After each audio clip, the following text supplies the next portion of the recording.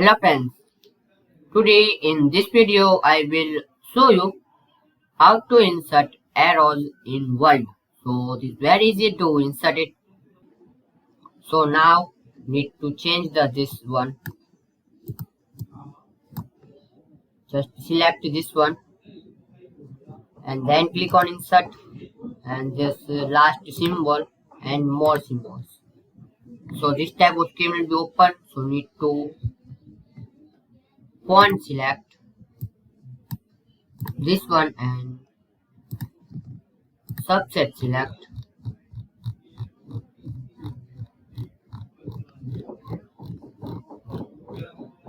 this arrows. So you see this different type of arrows will be shown. So insert it. First one capture code is 2190. Simply type this capture code and click on insert. And this, so insert one by one.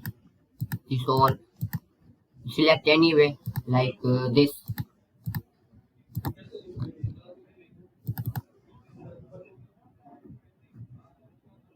So this last one in arrows.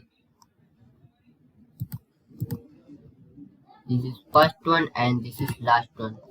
So insert this both. And this all are different type of arrows. So insert to anyone like this.